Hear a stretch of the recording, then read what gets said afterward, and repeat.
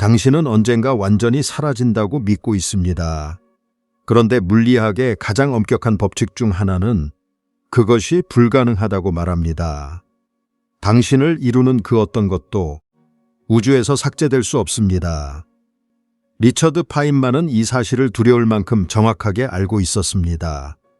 그는 죽음을 앞두고 자신의 몸을 이루던 원자들이 어디로 갈지를 계산할 수 있는 사람이었습니다. 하지만 그가 도달한 결론은 당신이 지금 상상하고 있는 그 어떤 위로와도 정반대였습니다. 그는 당신은 사라지지 않는다고 말하지 않았습니다. 그가 말한 것은 훨씬 더 이상한 것이었습니다. 지금 이 순간 당신의 몸 안에서는 초당 수십조 개의 원자가 교체되고 있습니다. 1년 전의 당신과 지금의 당신은 물질적으로 거의 다른 사람입니다. 당신을 이루던 원자의 대부분은 이미 당신을 떠났습니다. 그렇다면 질문은 이것입니다. 당신이 죽기도 전에 당신의 몸이 이미 사라지고 있다면 도대체 당신이라는 것은 어디에 저장되어 있습니까? 그리고 세 번째 것이 있습니다. 물리학에는 절대 깨지지 않는다고 여겨지는 하나의 법칙이 있습니다. 블랙홀조차 이 법칙 앞에서 40년 동안 물리학자들을 공포에 빠뜨렸습니다. 스티븐 호킹은 이 법칙에 내기를 걸었다가 졌습니다. 그 법칙의 이름은, 그리고 그것이 당신에 대해 의미하는 바는 이 영상의 마지막에 가서야 이해할 수 있습니다. 그때 당신은 기억한다라는 단어를 다시는 예전처럼 쓸 수 없게 될 겁니다. 먼저 당신이 확실하다고 믿는 것에서 시작하겠습니다. 당신은 하나의 몸을 가지고 있습니다. 이 몸은 당신 것입니다. 태어날 때부터 지금까지 이 몸은 당신이었습니다. 이것만큼은 의심할 수 없다고 느낄 겁니다. 그런데 그것이 첫 번째 착각입니다. 당신의 위벽을 이루는 세포는 며칠이면 교체됩니다. 피부는 약 한 달, 적혈구는 넉 달, 뼈조차도 약 10년이면 통째로 새로 지어집니다. 당신이 지금 손을 들여다본다면 그 손을 이루는 물질의 거의 전부는 몇 년 전에 당신 손에는 존재하지 않았습니다. 당신은 강물 같은 존재입니다.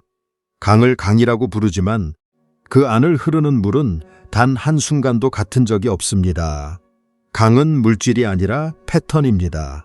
형태이고 흐름의 규칙입니다. 그리고 당신도 정확히 그렇습니다.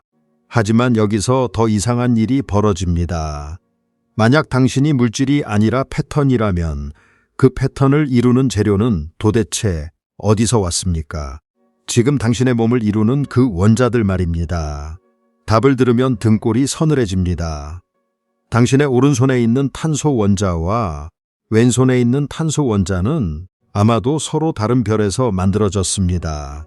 수십억 년 전 서로 수천 광년 떨어진 두 개의 죽어가는 별의 심장부에서 당신의 뼈 속 칼슘, 피 속의 철, 당신이 방금 들이우신 숨 속의 산소, 이것들은 전부 별이 폭발하며 우주로 흩뿌린 잔해입니다. 당신은 비유적으로 별의 먼지가 아닙니다. 문자 그대로 측정 가능한 의미에서 죽은 별의 시체로 만들어진 존재입니다. 파인만은 이것을 이렇게 표현했습니다. 이건 그가 남긴 유명한 구절을 제가 우리말로 옮긴 것입니다. 시인들은 과학이 별의 아름다움을 빼앗아 간다고 말한다. 그저 기체 원자 덩어리로 만들어버린다고. 하지만 나 역시 사막의 밤하늘 아래에서 별을 보고 느낀다. 다만 나는 더 많은 것을 본다. 나는 내가 그 일부라는 것을 본다. 이것은 원자 하나의 이야기가 아닙니다. 이것은 우주 전체가 하나의 순환하는 몸이라는 이야기입니다. 잠시 이 생각 실험을 해보겠습니다. 지금 숨을 한번 깊이 들이쉬어 보십시오. 당신이 방금 들이우신 그 한 모금의 공기 안에는 약 10의 22승계의 분자가 들어 있습니다. 지구대기 전체의 부피와 당신 폐 하나의 부피를 계산해 넣으면 놀라운 결론이 나옵니다. 방금 당신이 들이우신 공기 속에는 지구 역사상 살았던 거의 모든 인간이 내쉬신 마지막 숨의 분자가 통계적으로 최소 1개씩은 섞여 있습니다. 당신은 방금 카이사르가 죽으며 내뱉은 마지막 숨의 일부를 들이마셨습니다.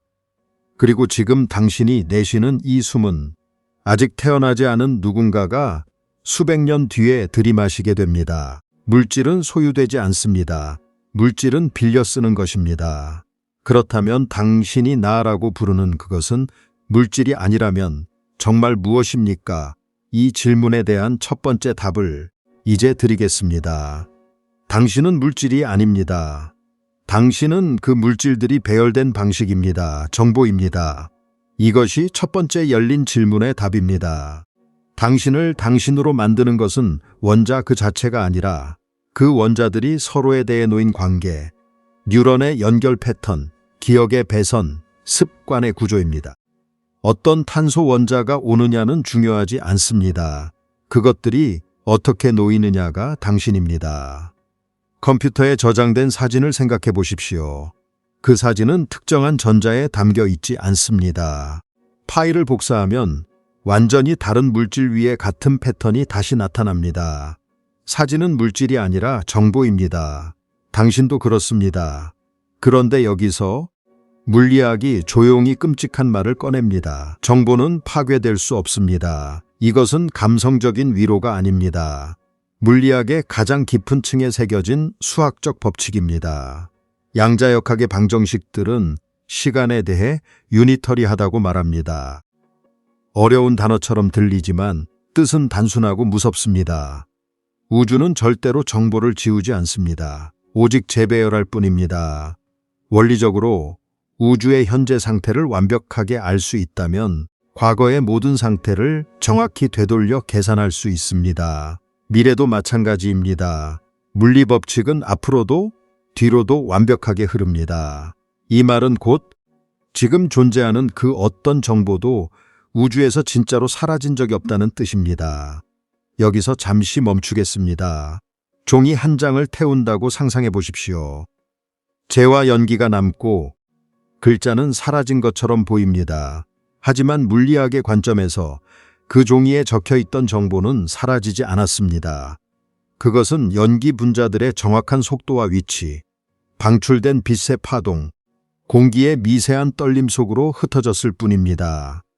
원리적으로, 오직 원리적으로 그 모든 것을 완벽하게 측정할 수 있는 존재가 있다면 재와 연기로부터 원래의 글자를 한 획도 틀리지 않고 복원할 수 있습니다. 정보는 읽을 수 없게 흩어질 수는 있어도 존재하기를 멈추지는 않습니다. 그리고 당신이라는 정보도 마찬가지입니다. 잠깐. 이 부분이 진짜 충격적입니다. 만약 정보가 절대 사라지지 않는다면 왜 우리는 있습니까? 왜 죽은 사람은 돌아오지 않습니까? 왜 깨진 컵은 저절로 붙지 않습니까? 여기서 네 번째 미스터리가 열립니다. 정보가 정말 불멸이라면 왜 우주는 마치 정보가 사라지는 것처럼 보이도록 만들어져 있습니까? 이 모순이 물리학 전체에서 가장 깊은 상처입니다. 그리고 이 상처의 이름이 바로 아까 제가 미뤄둔 세 번째 미스터리와 연결됩니다. 파인만은 죽음에 대해 감상적인 사람이 아니었습니다. 그의 첫 번째 아내 알리는 결핵으로 25세 세상을 떠났습니다. 파인만은 그녀가 죽던 순간 병실의 시계가 멈춘 것을 보았습니다.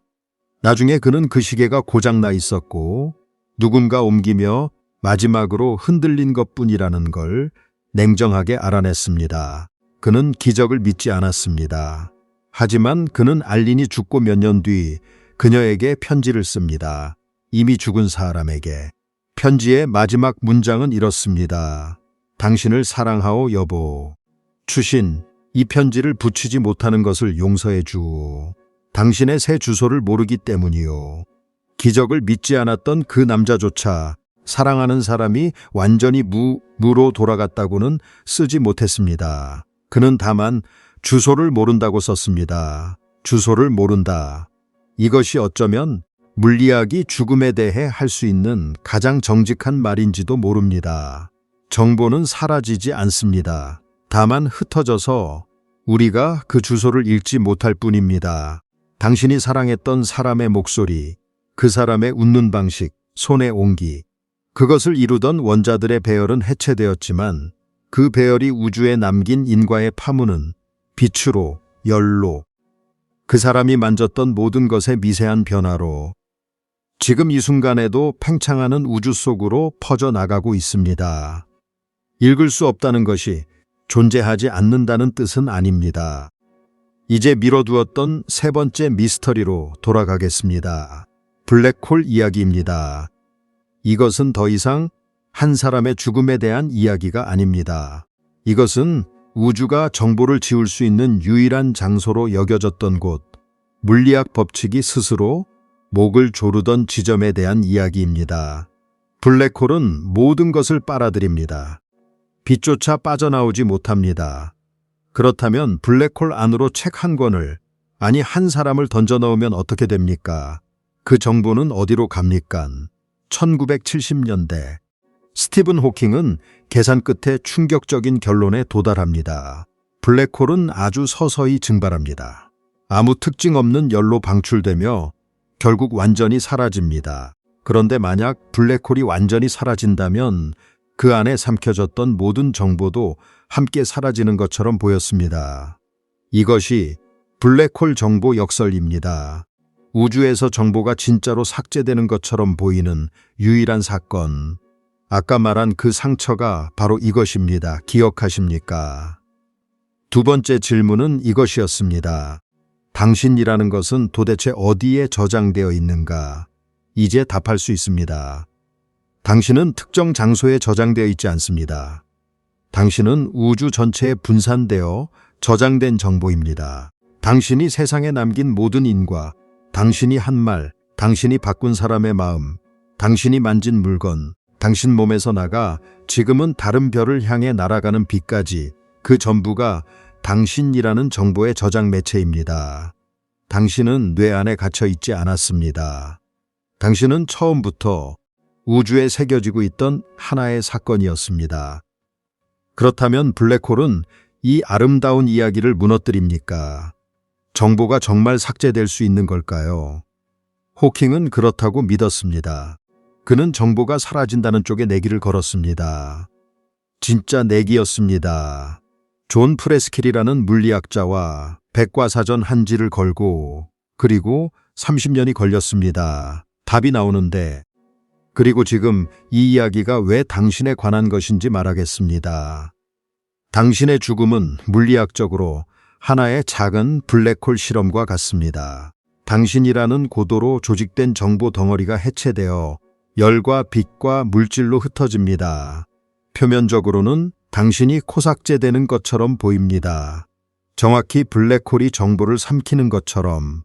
그래서 블랙홀 역설의 답은 곧 당신의 답이기도 합니다. 만약 우주가 블랙홀에서조차 정보를 지우지 못한다면 한낱 죽음이 그것을 지울 수 있을 리 없습니다. 그리고 답이 나왔습니다.